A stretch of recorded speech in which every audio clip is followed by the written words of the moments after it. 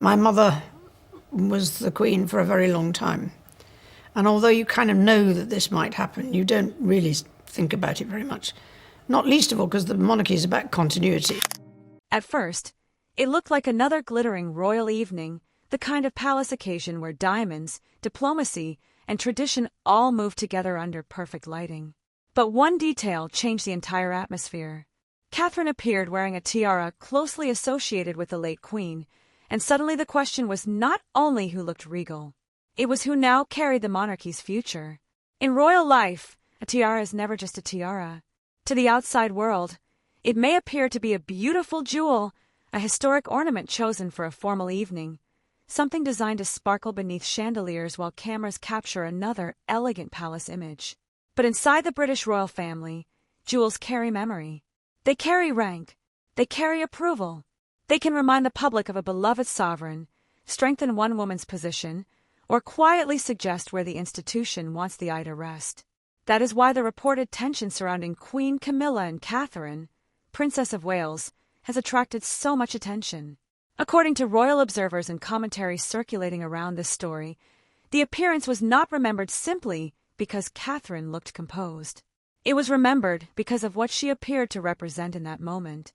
Standing beneath the weight of royal history, linked visually to the late Queen Elizabeth II, Catherine seemed to embody continuity in its most powerful form. The past resting on the future, the memory of one reign reflected through the woman who will one day stand beside the next king. And for Camilla, if reports are accurate, that symbolism may have been impossible to ignore. Buckingham Palace has not publicly confirmed the more dramatic claims surrounding this alleged palace tension, and it is important to separate speculation from fact. There is no confirmed evidence that Camilla publicly collapsed out of jealousy, nor should any private emotion be treated as fact without proof. But what can be explored is the meaning behind the story, why the image of Catherine wearing a jewel associated with the late Queen would feel so significant, and why some royal watchers believe it exposed a deeper unease inside the royal household. Because this was never only about beauty or status.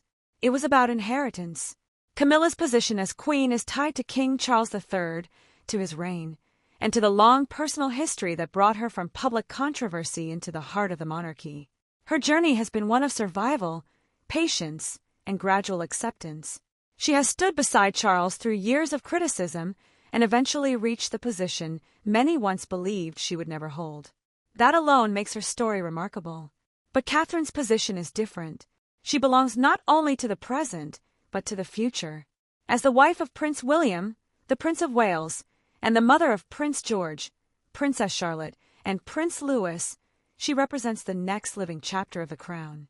When Catherine appears in a powerful royal jewel, especially one connected to Queen Elizabeth II, the public is not only looking at a princess.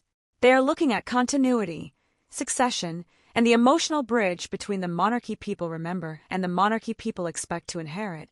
That distinction is what makes the alleged reaction around Camilla so sensitive. Some royal commentators believe the late Queen's jewels carry a level of symbolic authority that few royal objects can match. They are not ordinary treasures. They are visual endorsements from history.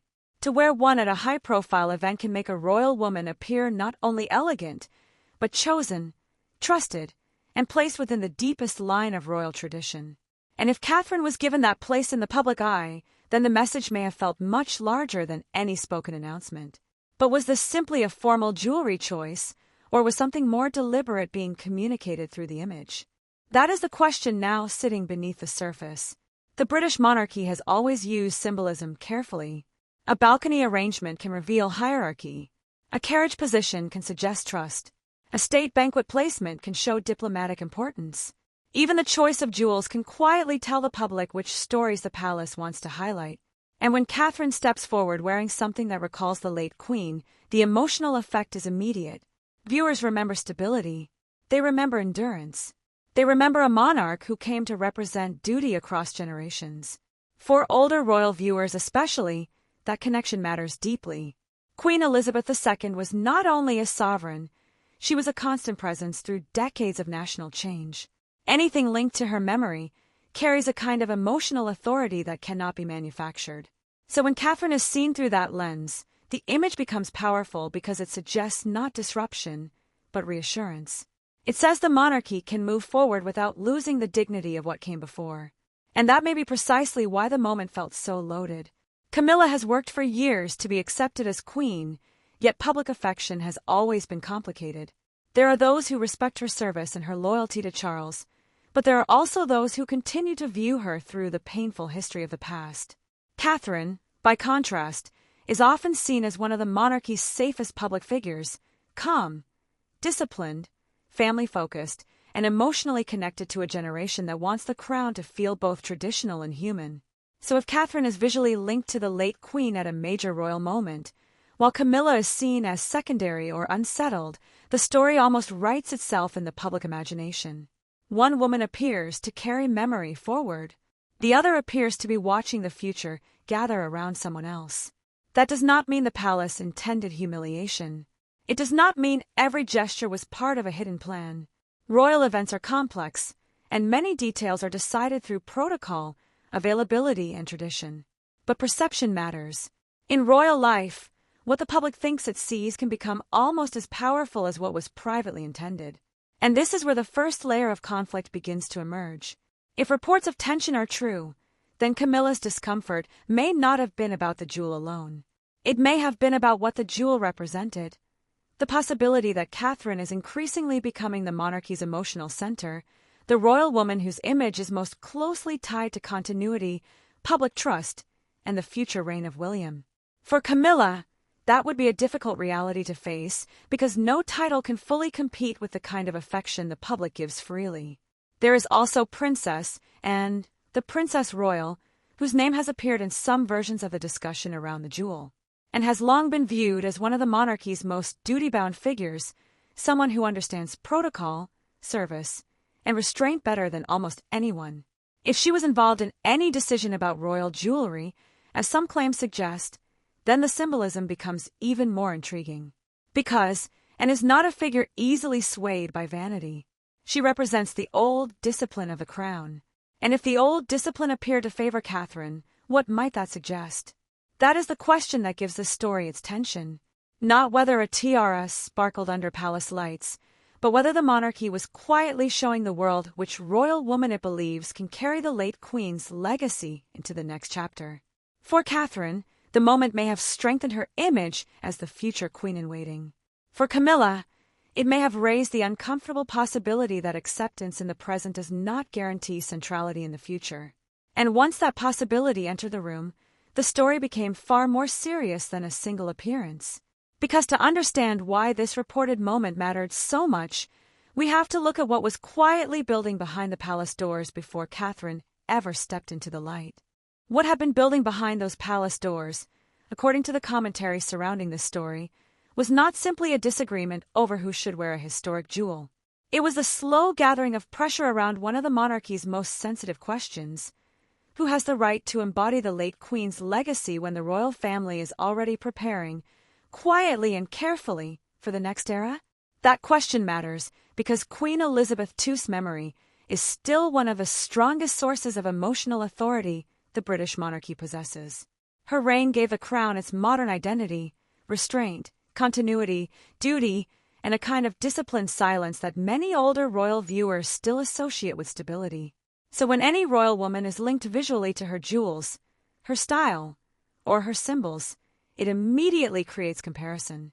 It invites the public to ask who looks like continuity, who feels like reassurance, and who seems most capable of carrying that inheritance forward. And that is where the atmosphere reportedly became tense. Some royal observers believe that the discussion over the tiara began long before the cameras arrived. Not in the form of a dramatic argument, but through the kind of palace planning that appears ordinary on paper and deeply symbolic in practice. Which jewels are available? Which royal woman is assigned which piece? Which image will the world see when the palace doors open? These questions may sound decorative, but at the highest level of royal life, they become part of the monarchy's messaging. Because a state occasion is never only about the guests in the room. It is about the photograph that travels around the world afterward. For Catherine, wearing a jewel associated with the late queen would naturally place her inside a powerful historical frame. It would remind viewers that she is not merely part of the royal family's present, but a central figure in its future. It would connect her to the longest reigning monarch in British history, while also pointing toward the reign that will one day belong to William. That is why the image could be seen as reassuring to the public, but unsettling to anyone who felt their own place in the royal story was being quietly reduced. For Camilla, the matter would be more complicated. She is queen now, and in ordinary terms, it would be easy to assume that the most senior royal woman should have first claim on the most powerful symbols. Yet monarchy does not run only on seniority. It runs on timing, perception, history, and public feeling. A jewel can honor the person wearing it, but it can also reveal what kind of story the institution wants to tell. Was this about rank, or was it about legacy? That is the question that makes the reported decision so delicate. If Camilla expected to be seen as the natural custodian of such symbols, then Catherine's appearance in one of them would not simply feel like a styling choice. It could feel like a public hint that the emotional inheritance of Queen Elizabeth was being associated more strongly with the future princess-turned-queen than with the queen of the current reign. And that would be an uncomfortable message, even if no one intended it as an insult. Princess and's possible involvement adds another layer of meaning, and has always represented the practical backbone of the royal family. She is not known for unnecessary sentiment, and she has built her reputation on work, discipline, and loyalty to the institution rather than personal display. So if royal watchers are right that she had any influence over the handling or allocation of such a jewel, then her judgment would carry a particular kind of weight, and is not easily impressed by popularity. She tends to respect duty. That is why some viewers may read Catherine's placement in this story as more than a matter of public affection. They may see it as recognition from within the old royal guard, a quiet acknowledgement that Catherine has earned a place in the line of symbolic trust, not because she demands it, but because she has learned to move through royal life with the steadiness the institution values most. Still, the palace's challenge would be immense. If Catherine is brought forward too visibly, it risks creating the impression that Camilla is being overshadowed. If Camilla is protected too carefully, it risks making the monarchy look more attached to the past than to the future. If the jewel goes to the queen, some may see it as protocol. If it goes to Catherine, others may see it as destiny. And in that kind of atmosphere, even a beautiful tiara can become a source of quiet danger. This is why reports of discomfort or jealousy, whether exaggerated or not, gain such traction. The public understands rivalry in simple terms, but the monarchy experiences it in far subtler ways. A person does not need to shout to feel displaced. A royal woman does not need to be openly challenged to sense that the light is moving away from her. Sometimes the most painful moment is not being denied a role, but seeing another woman step into the image you believed should have belonged to you. And for Camilla, that image was never just about diamonds. It was about final acceptance. It was about being seen not as an outsider who married the king, but as a queen secure enough to carry the most treasured symbols of the royal house.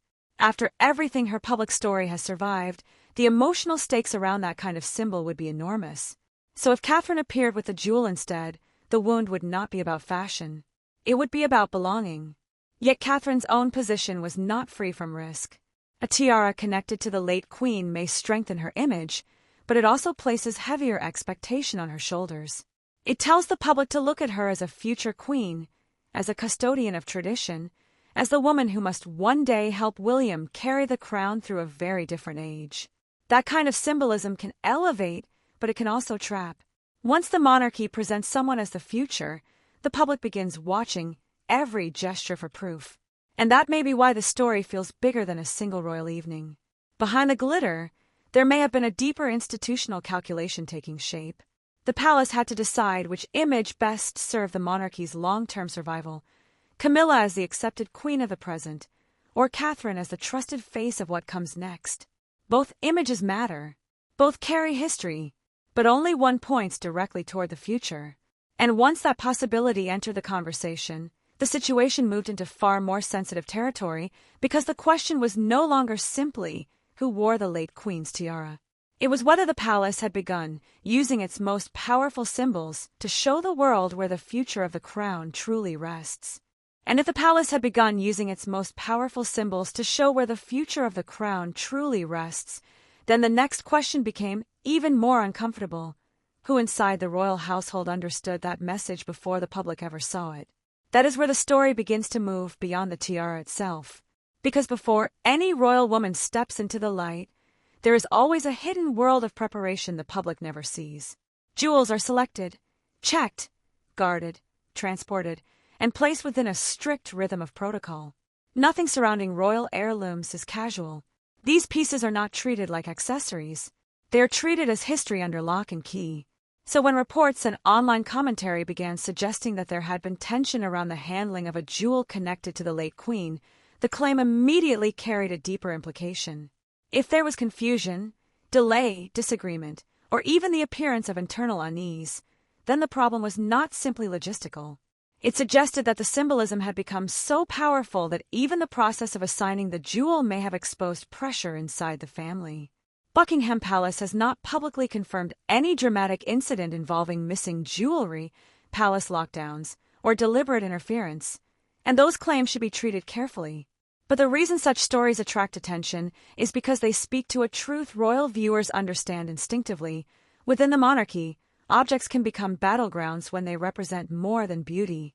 A tiara connected to the late queen is not merely an object from the royal vault. It carries the memory of a woman who represented duty for 70 years. It carries the image of a reign that many still see as the standard against which all future royals are measured. And when Catherine is placed near that memory, whether by design or by tradition, she is not only borrowing a jewel, she is being placed inside a story of continuity. That is why the timing mattered.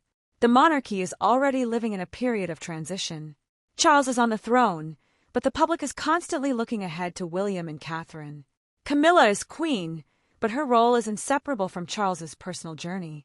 Catherine, by contrast, is attached to the long future of the institution. She is connected to the next king, the next direct heirs, and the public image the palace will one day need to depend on. So if one royal woman is linked to the present and another is linked to the future, even a single jewel can become a quiet test of direction. Was the palace honoring tradition, or was it quietly preparing the public to transfer its emotional loyalty? That is the question that gives this moment its force. For Camilla, the situation would be especially sensitive because her journey into the royal family has always involved questions of acceptance. She reached the highest position beside Charles, but public affection has never worked in the same way for her as it does for Catherine. Respect can be earned through service, and Camilla has certainly performed her duties. But affection is more unpredictable. It cannot be ordered by palace statement. It cannot be created through rank. It arrives when the public feels something, and once it arrives, it changes the balance of power. Catherine has that kind of public feeling around her. And that may be why some observers believe her appearance in such a symbolic jewel would have been read inside the palace as more than a beautiful choice. It may have looked like confirmation that the monarchy knows exactly where its strongest emotional capital now sits. Not in the complicated history of the current queen, but in the future queen whose public image remains tied to steadiness, family, restraint, and survival through personal difficulty. This does not mean Catherine sought to overshadow anyone. In fact, part of her strength has always been that she rarely appears to claim power directly. She allows the role to gather around her. She stands within the tradition rather than seeming to reach for it. That is what makes her so valuable to the institution. She can carry symbolism without appearing hungry for it. And that contrast may be the part that makes the story so dangerous for Camilla. Because if the public sees Catherine wearing the late queen's jewel and interprets it as natural, graceful, and right, then Camilla faces a problem no palace explanation can easily fix. It is not that she has lost a title. It is that the public imagination may have already begun placing the monarchy's deepest symbols somewhere else. Princess and shadow in this story also matters, and represents an older royal code, the belief that service comes before display, that emotion must be controlled, and that the institution survives through discipline rather than performance. If observers are correct that Anne's judgment had any influence over the jewel's movement or use, then it would suggest that Catherine's position was not merely protected by popularity, but understood by those who value the monarchy's traditional rules. That would make the symbolism even stronger. It would mean Catherine was not only being elevated by the public gaze, she was being steadied by the old guard. And for a royal family trying to bridge memory and succession, that combination is powerful. The public brings emotion. The institution brings permission. When those two forces meet around one figure, the result can reshape an entire royal narrative. But that kind of reshaping never happens without consequences. If Catherine becomes the natural vessel for the late Queen's memory, then Camilla may begin to look less like the central female figure of the reign and more like a transitional presence. That would be a painful and complicated position because it does not erase her role, but it does limit its emotional reach. She may remain queen beside Charles, yet the future-facing symbolism may belong increasingly to another woman. And once that possibility becomes visible, everyone around the palace has to respond to it. Staff become more careful.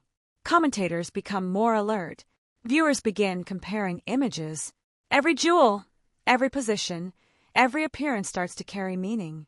The monarchy may want the evening to look calm, polished, and united, but beneath the surface, a different story begins forming, one about who is trusted with memory, who is trusted with the future, and who may be discovering that the two are no longer the same thing. Because the real question was no longer whether Catherine looked regal wearing the late Queen's tiara. It was whether that image revealed a decision the monarchy had already begun making quietly, and whether Camilla realized too late that the most powerful symbols of the crown were no longer gathering around her. And if Camilla realized too late that the most powerful symbols of the crown were no longer gathering around her, then the real escalation was not what she may have felt in private. It was what the cameras allowed the public to see, or at least what viewers believe they saw once Catherine entered the room carrying the full weight of royal memory. That is when the story moved from palace atmosphere into public interpretation. A private disappointment can be contained behind doors. A tense conversation can be denied. A disagreement over jewels can be explained away as protocol. But an image, once released into the world, is much harder to control. The moment Catherine appeared with the late Queen's tiara, the public did not need a palace statement to begin drawing conclusions. They had the picture, and in royal life, the picture often becomes the message. According to some observers, Catherine's composure was the most striking detail. She did not appear to be performing triumph. She did not need to look victorious, dramatic, or aware of the attention surrounding her. Her strength came from stillness. She moved through the occasion as if she understood that the jewel was not meant to make her larger than the monarchy, but to place her more deeply inside it. That restraint made the image even more powerful because it allowed viewers to attach their own meaning to it. And that is where the contrast with Camilla became unavoidable. If cameras captured even the smallest sign of strain, if a glance appeared sharper than usual, if her expression seemed briefly unsettled, it was always going to be magnified. That does not prove collapse, jealousy, or private anger. Those claims remain unconfirmed and should be treated with caution. But the public often reads royal faces as though they are official documents. A momentary look becomes a theory. A pause becomes a signal. A slight distance becomes a story about power. For Camilla, that is the danger of standing inside a royal image that no longer naturally centers on you. The reported tension mattered because it revealed how vulnerable even the highest titles can become when the public imagination moves elsewhere. Camilla may hold the rank of queen, but that evening's emotional focus, at least for many watchers, appeared to rest with Catherine. The jewel did not simply decorate her. It framed her. It connected her to Elizabeth's legacy, to William's future, and to the idea of a monarchy that can continue without losing its old dignity. That is why the moment felt like a turning point.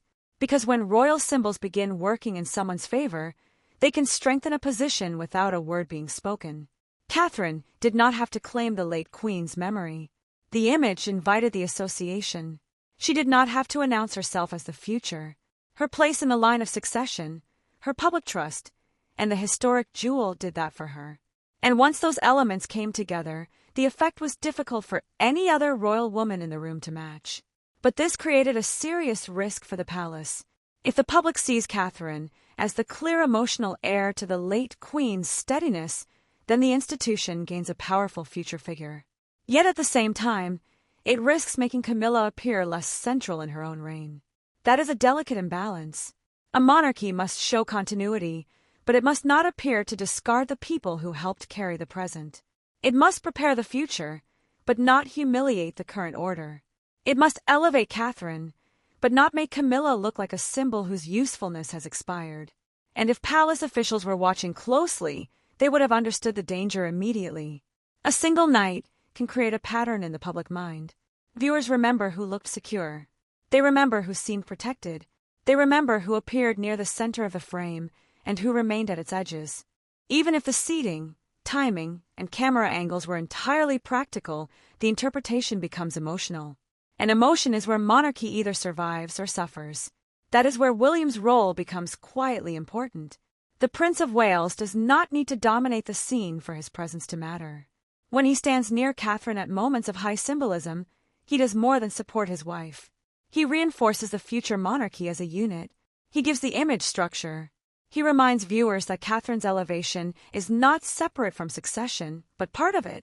Together, they represent the royal household that will eventually inherit the burden Charles now carries. For Camilla, that future-facing unity may be the hardest part to challenge. Because her influence is connected to Charles, and Charles's reign by its nature is transitional.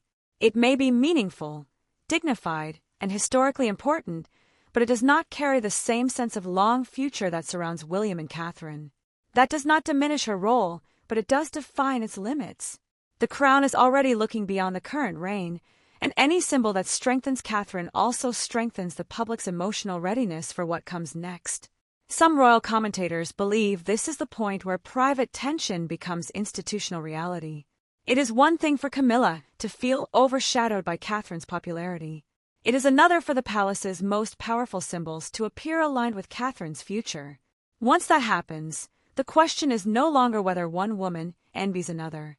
The question becomes whether the monarchy itself is quietly transferring emotional authority before formal power changes hands. And that question carries consequences beyond the women at the center of the story. For Charles, it means managing a court where loyalty to his wife must exist beside preparation for his son's reign. And it means protecting the old royal discipline at a time when every symbolic decision can be turned into public debate. For William, it means watching Catherine become not only his partner, but one of the institution's most important anchors. And for Catherine herself, it means carrying a role that may look glamorous from the outside, but is filled with pressure, expectation, and silent judgment. Because to wear a jewel linked to the late Queen is to inherit more than sparkle. It is to inherit comparison. It is to be measured against duty, endurance, restraint, and the almost impossible standard of a woman who became the monarchy's moral center for generations. Catherine may have appeared graceful under that weight, but the weight itself should not be underestimated. That may be the most overlooked part of the entire story. The image that unsettled Camilla may also have placed Catherine under even greater scrutiny. Once the public begins seeing her as the keeper of Elizabeth's memory, she is no longer simply admired. She is expected to live up to a legacy that no modern royal can carry easily, and that is why the moment could change the direction of the story. It did not only raise Catherine higher, it made the contrast sharper. It made Camilla's position more exposed. It gave royal watchers a new frame through which to read every future appearance, every jewel choice, every palace photograph, and every quiet adjustment in the hierarchy. Because the real consequence was not only what happened under the palace lights, it was what that image appeared to reveal about the future. And to understand what this truly means, we have to look at the one question still sitting at the center of everything. When the monarchy chooses its symbols, is it honoring the past or quietly naming the future? And that is the question that makes the story linger long after the cameras stop flashing. Because in the British royal family, symbols rarely belong to one moment alone. They travel, they collect meaning, they attach themselves to people, to reigns, to memories, and eventually to the future. A tiara worn under palace lights may appear to be a matter of elegance, but in reality, it can become a quiet statement about trust. If Catherine's appearance in the late Queen's tiara felt powerful, it was because it seemed to place her inside a line of continuity that the public already understands. She did not need to explain the connection. The image did the work for her. The jewel carried the memory of Elizabeth. Catherine carried the expectation of the next reign. And together, they created a portrait of the monarchy moving forward without completely letting go of the past. That is why the reaction around Camilla became so telling, even if the most dramatic claims remain unconfirmed. Buckingham Palace has not publicly verified stories of a public collapse, deliberate jealousy, or an internal confrontation over the jewel. But the reason those claims gained attention is because they touch something believable beneath the drama, the insecurity that can emerge when a royal figure realizes that rank and emotional influence are not always the same thing. Camilla is queen in the present. Catherine is tied to the future. And the monarchy, whether it says so openly or not, must constantly decide how much attention belongs to each. For Charles, this balance is deeply personal. Camilla represents his life story, the woman he fought to bring into full royal acceptance after years of controversy. But Catherine represents something different, the public's confidence in what comes next. She stands beside William. She is raising the next generation, and she has become one of the few figures capable of making the monarchy feel both traditional and human at the same time. That makes her image invaluable, but it also makes every symbolic decision around her more dangerous. If Catherine is elevated too quickly, Camilla can appear diminished. If Camilla is protected too carefully, the monarchy can look reluctant to embrace its future. If the palace tries to satisfy both sides, it risks creating images so carefully balanced that the public starts searching for tension anyway. And this may be the great challenge of the modern crown. It must manage not only what happens, but what people believe is happening. A look, a jewel, a placement, a pause, all of it can become part of the royal story. In earlier generations, the palace could rely on distance and mystery to control interpretation. Today, every frame is studied, slowed down, compared, and turned into a question. That is why this reported moment was never just about Catherine wearing something beautiful. It was about whether the monarchy's emotional center is moving.